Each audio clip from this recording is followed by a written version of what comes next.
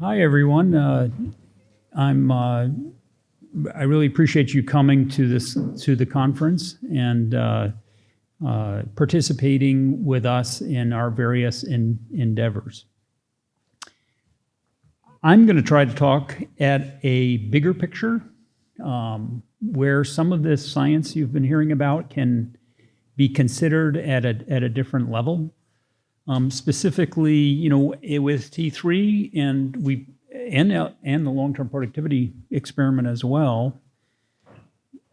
One of the reasons we're doing that is to try to expand the management toolbox and to give managers more options for how to manage the forest that might produce different sets of outcomes and values.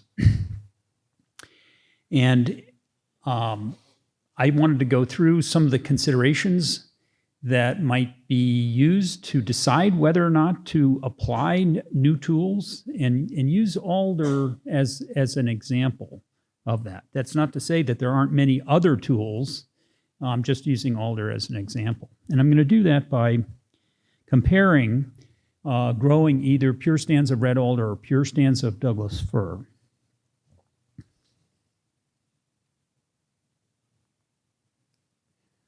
So just to connect back to the T3 study, and I think you've heard most of this in bits and pieces, Alder is incorporated into different treatments in the T3 experiment. In some, particularly the standard variable retention harvest, variable density thinning, and some of the riparian treatments, we're actually going to try to discourage Alder from being in those particular treatments. That's not to say that DNR does not manage for Alder, which it does, not very often, but there is management of Alder already happening on DNR land. The treatment where Alder is emphasized is the polyculture treatment, which you've seen in a number of slides where we're going to grow red alder and red cedar together in different mixtures. The riparian wide thinning will have repeated rotations of red alder next close to the stream. And you heard earlier today about the possibility that might be beneficial for fish food supplies. The complex early seral and variable density planting prescriptions may get some alder that will become part of the treatments. So there's, and they will be retained. So there's going to be variable amounts of alder in different treatments.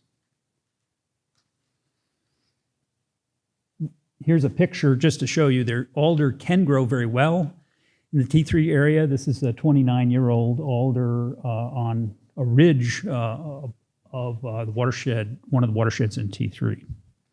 And that's Neil in the picture, who's back there in the audience with his dog. So, one of the things I've been thinking a lot about is, the extent to which forest practices have been evolving since the mid-1990s, since the Northwest Forest Plan. And it's seems like everybody's doing kind of the same thing that they were doing back then. However, there have been some changes happening, and one of them is about the amount of land dedicated to growing Douglas-fir versus red alder. So back in 2016 in the state of Washington, Douglas-fir amounted to 50% of the total harvest. Other conifers came close to that together, cedar and alder. Alder was only 3% of the total harvested volume in Western Washington in 2016. Mid-90s, it was 7%. So the harvest of alder has declined by more than half over this time period. This is a big concern to the alder manufacturers. It's a big concern to others. And along with its ecological benefits, which you've been hearing about, there's a group that formed under the Emerald Edge program with the Nature Conservancy. I haven't seen Garrett Dayland here. He's the one who's running this. And this group has taken on this question of could there be some benefit to increasing the amount of alder grown on the peninsula and Western Washington in general. And Nature Conservancy decided to fund an analysis of this question, which we are about to complete. Our final report is due out in a couple weeks, and I'm going to talk a little bit about some of the data that's going to be coming out there. It's a fantastic collaboration between Oregon State University Center for Intensive Plantation Silviculture and their Hardwood Silviculture Co-op. These are the leading growth and yield folks, one of the leading growth and yield folks in the region. Also, UW's Centrifor, which works on life cycle carbon assessment. You'll see here in a minute about that, and ONRC.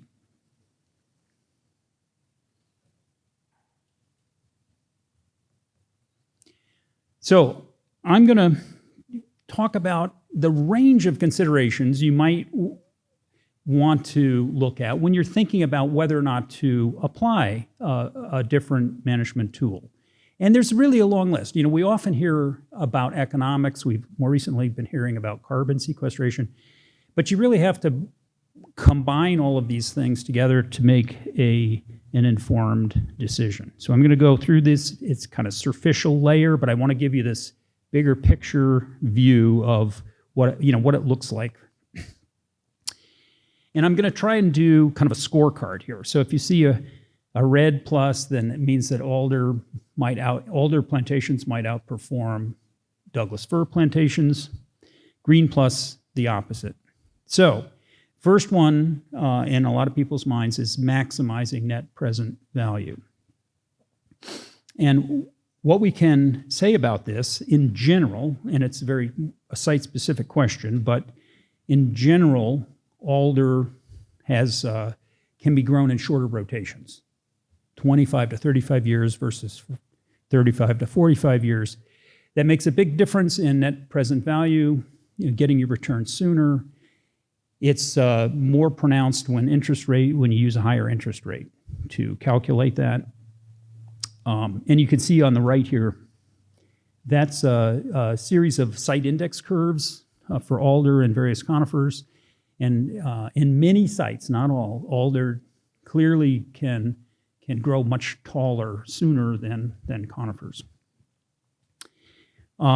Second, alder has consistently had a higher stumpage price since the 90s than Douglas-fir.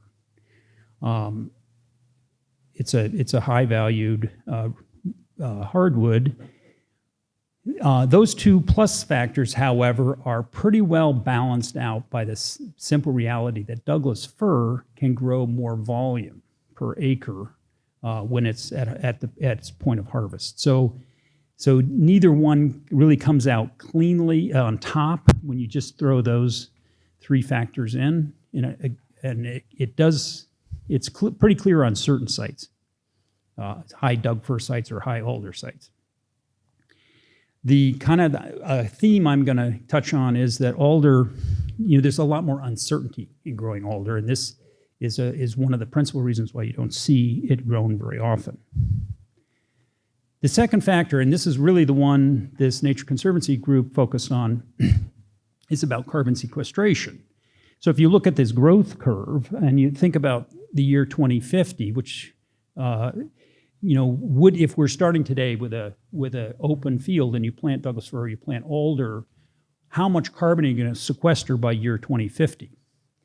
And if you ask that question, clearly alder comes out on top on the vast majority of sites, not the highest Doug-fir sites, but many of the sites in Western Washington. If you consider multiple rotations, a longer time frame, Douglas-fir starts to sequester more carbon over the long term. And again, it's very site specific. One of the places where alder seems to do particularly well, we suspect and have some evidence for, is on areas that were previously burned in Western Washington, which makes sense because we know that there's large amounts of carbon and nitrogen that can be lost in intense wildfire. But I'll get into that in a minute separately.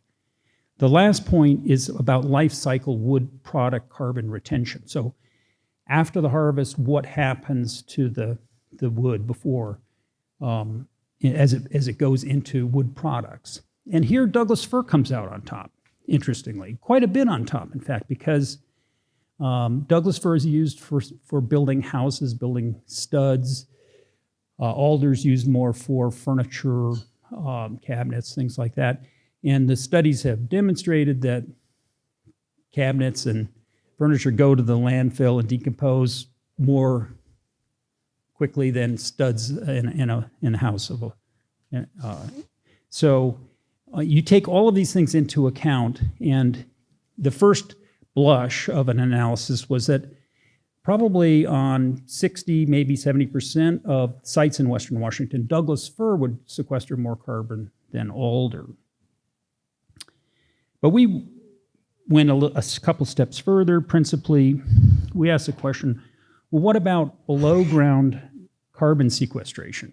Because we know that soil organic matter accumulates under alder in the mineral soil. There's been a lot of studies to this, and we did an actually review of all the papers worldwide on how whether alder influences soil organic matter. And here, on an average, we found that it's about half a metric ton per hectare per year is a kind of a low, below the average. It's so, we think it should be expected that alder can do this. We have no evidence that Douglas-fir does this, and for a reason. And here's just one of the studies that's involved in this review, one I happen to have been involved with years ago. And what we can see, let's just talk about why this might be. So the first reason is, there's a flush of carbon loss after you harvest. As you cut the trees down, the soil becomes more moist, it's warmer, can get a kind of a composting effect where the soil organic matter can start to decompose rapidly. That happens, and you can see on the point to the right where it says no vegetation. In this study, we actually maintain no vascular plants for a number of years, and we see this big drop in soil organic matter content. We didn't have Douglas-fir in this study, but we have two fast-growing pines, red pine and pitch pine.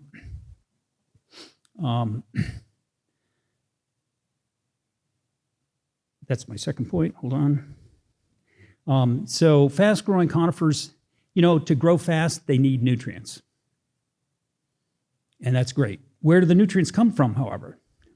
They really, for Douglas-fir in particular, it comes from nutrients that are tied up with organic matter usually in the B horizon.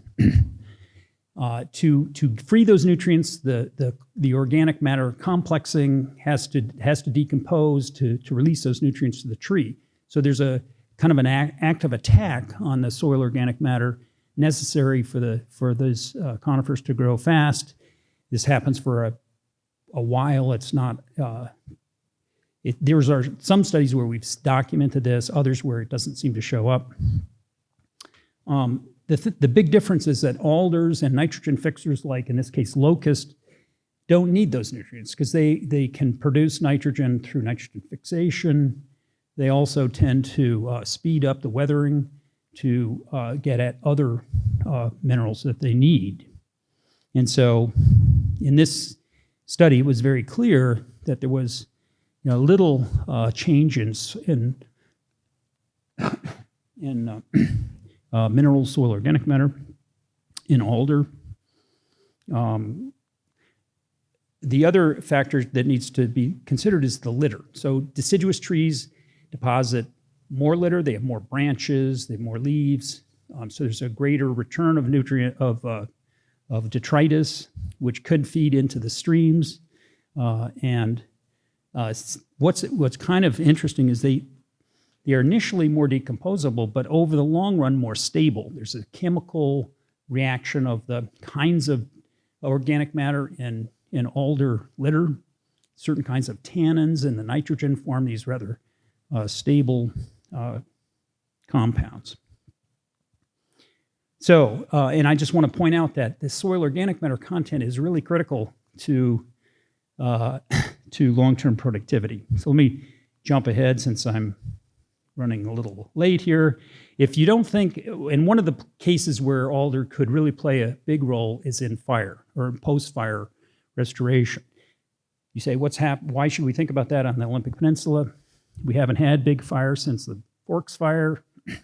The history of fire here is stunning. This is from the 1909 Forest Atlas, and it shows areas in red that were described as burnt and not restocking in 1909.